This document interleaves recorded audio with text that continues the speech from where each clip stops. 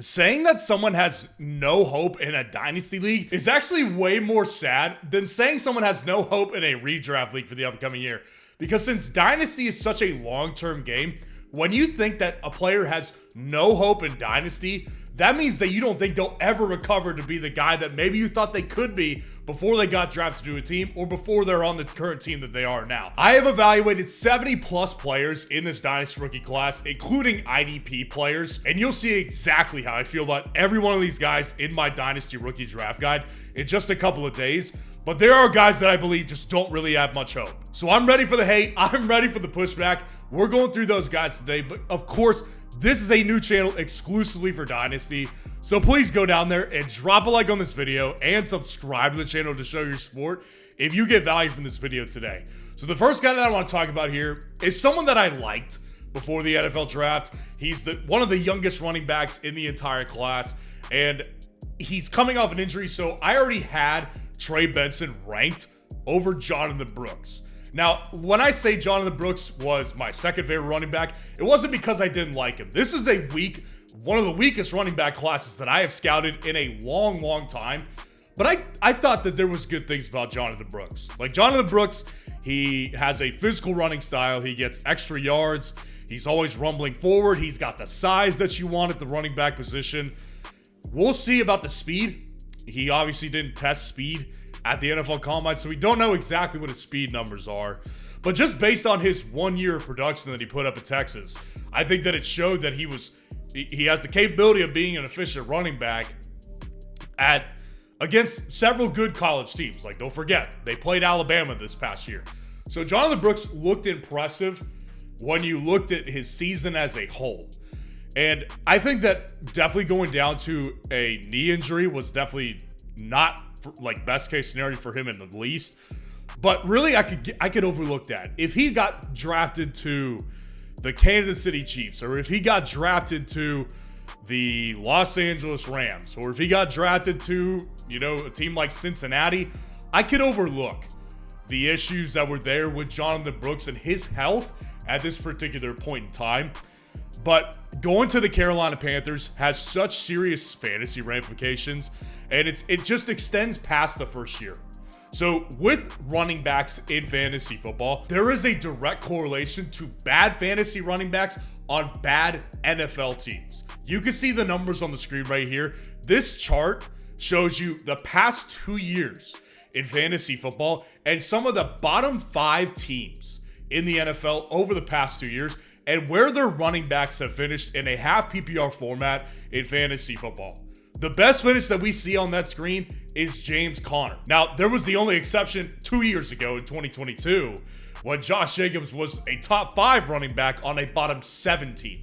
So the point here is to show you that, yes, 100% bad teams correlate with bad running back production in fantasy football. It's just a fact. This is something that's going to be extremely difficult for him to overcome.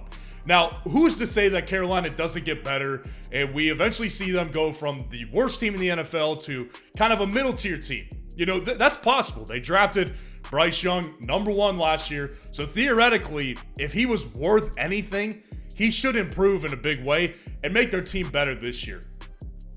So in Dynasty Fantasy Football, this is something that I don't really talk about much, but I need to start talking about it more because team ownership is a big thing for me.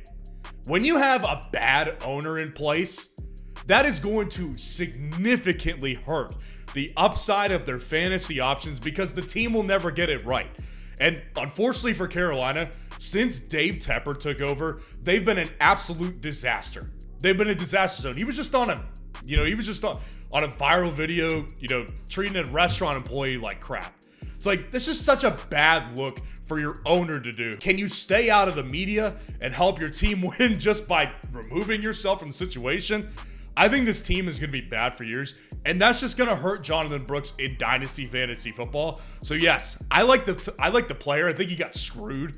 Similar to how I feel about Leggett, but I actually think Leggett has more hope than Jonathan Brooks does in Dynasty. Now, the next guy on this list right here is also one of the youngest running backs in this class. And he wasn't viewed as like a top 3 guy most places that I've seen. He was definitely not a top 3 guy for me before the NFL draft. And there was a lot of hype at one time around Braylon Allen. Braylon Allen at one time, like I remember several years ago, every year after the Dynasty rookie class comes out, I do what I call is glancing at the next year's class to see what I think and if anybody stands out to me or anybody that's ranked highly doesn't stand out in a bad way, and just kind of do some original rankings in the next Dynasty rookie class. And I remember last year, I was like, Braylon Allen will probably be one of my favorite running backs in the class. Braylon Allen just got worse and worse throughout college, though. Like, his efficiency dropped every year. His total opportunities dropped every year. And it's like, why? Like, Braylon Allen theoretically has the size to be able to handle 200-plus opportunities in a college season. Dude went to Wisconsin. He was playing Big Ten talent. This guy needs opportunities to show what he can do because he's got the size to do it. But he just continued to drop every year in efficiency and in total volume allowed. So no question that the way his college trajectory went led him to being a later round pick. But even then, like Braylon Allen was selected in the 4th round of the draft.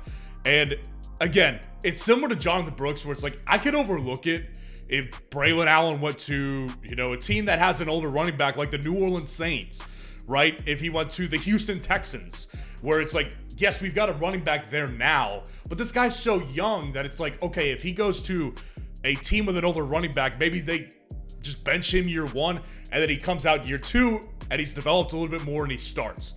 That's just not the case anymore. He's a New York Jet today. That is going to significantly cap any kind of ceiling that we could see from Braylon Allen because he's got one of the best running backs in football right ahead of him. Just because Breece Hall is there. And by the way, Breece Hall is still young as well. He's not even 24 years old yet. So Breece Hall is still the number 1 running back there. They want him to be the number 1 guy. They had every opportunity to limit his volume last year, coming off a torn ACL, and they didn't do it because he's an elite player for the New York Jets.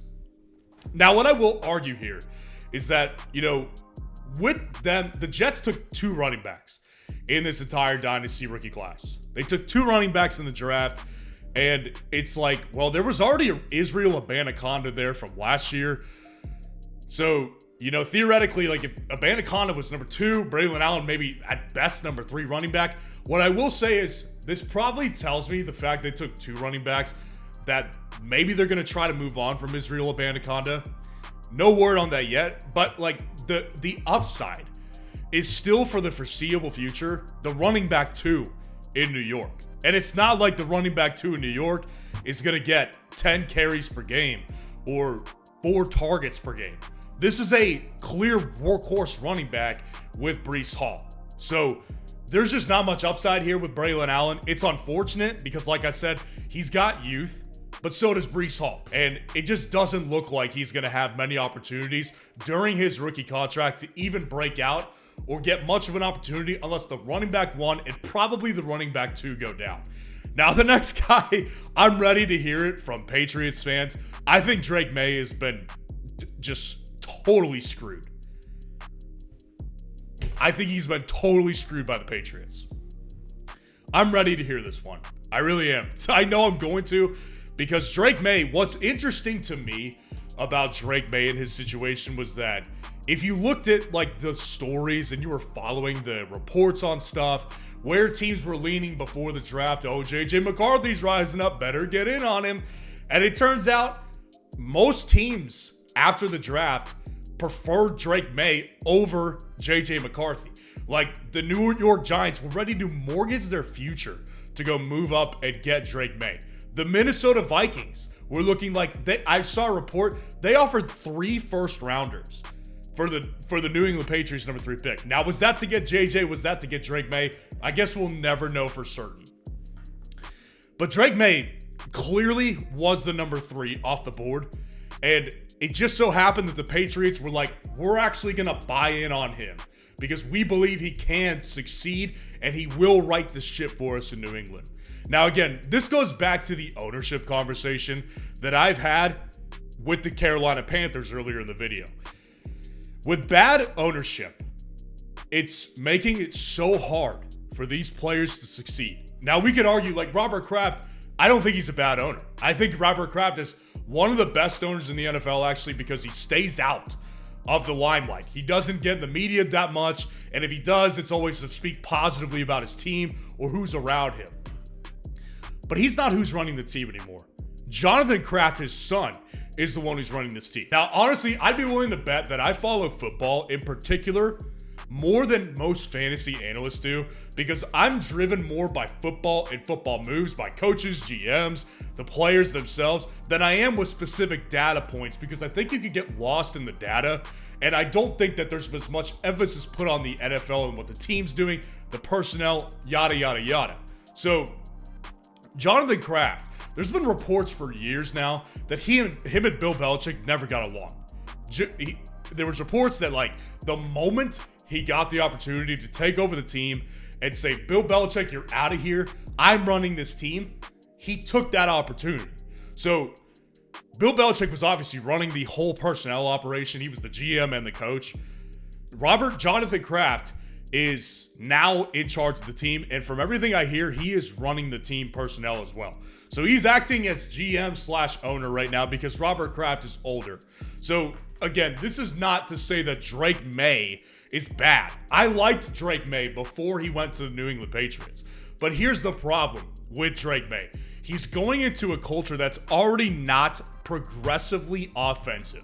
So yes, they made uncharacteristic moves just based on the Bill Belichick era in the NFL draft. They got Drake May in the first round. They got Jalen Polk in the second. They got Javon Baker a couple rounds later. Like, they made moves to actively increase the production of their offense. But they still have a defense-first head coach. They still don't have what I believe is a great offensive coordinator. And Drake May did take a step back in 2023. He dropped 3% in completion percentage at North Carolina. So Drake May is not coming in as solid as a prospect as I thought he was. Talent, absolutely check. There's no question, talent, physical skills, they're all there for Drake May. But so were they for Jamarcus Russell. The landing spot was bad. And it's so weird to think that the Patriots are a bad landing spot. This is a totally personal judgment right here on me. So let me know what you think in the comments, if you think I'm totally off base or if you actually agree with me, because I think Drake May just went to a bad situation to a team that I believe personally is going to experience what real football karma looks like based on the way they treated Bill Belichick on his way out and how they are still treating him today, as he is no longer in the building and they're still talking crap about him. Now, the last guy that I want to talk about on this list right here is a guy that really wasn't getting that much hype. Like, I think that kind of in my own bubble and some other fantasy YouTubers bubble, like, he was a very intriguing prospect. I did an entire video dedicated to this guy because before the NFL draft happened, I saw Johnny Wilson as a potentially really good player in Dynasty. I was really big on him. And the reason I was so big on him is because this guy has the size of a Dorial Green Beckham type. 6'6", 230 plus pounds. Like, you don't see many receivers like that in the NFL today. And one of the reasons you don't see them is because they're not really good at separating. They use their physical gifts to go get jump balls or go get deep balls and just position themselves well against defensive backs, but they're not really going to provide production over the middle of the field. That's what made Johnny Wilson so unique in my eyes, because he ran routes like a 5'11", 6'1" wide receiver does. He has very, very crisp footwork, and he was able to get his center of gravity down there pretty quickly for the size that he has to run really crisp routes. So that's why I was like, if a team takes this guy in the third, fourth round, I could see a lot of upside there. Well, obviously he goes day 3, not in the 4th round. He goes in the 6th round to the Philadelphia Eagles. So it's like, not only is he a late round draft capital guy, but he's also in a situation where Philadelphia has the clear number 1 and 2 alphas there.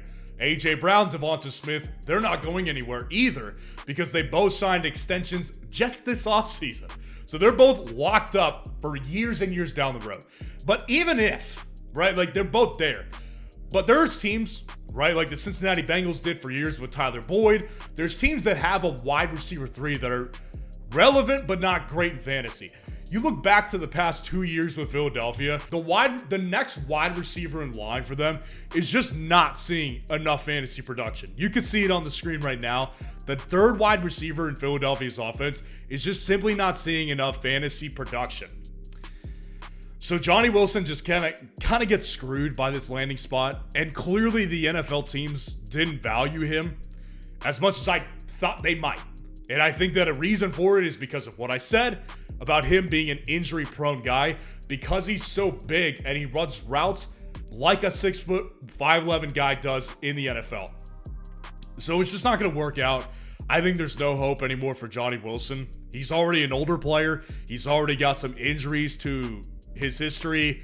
It just doesn't look good behind A.J. Brown and Devonta Smith in Philadelphia. Now, let me know what you think of these guys and what you think their hopes are in the comments below. And what other guys that you think are just done in Dynasty. And my Dynasty Rookie Draft Guide is coming out in just a couple of days, so stay tuned for the release of that.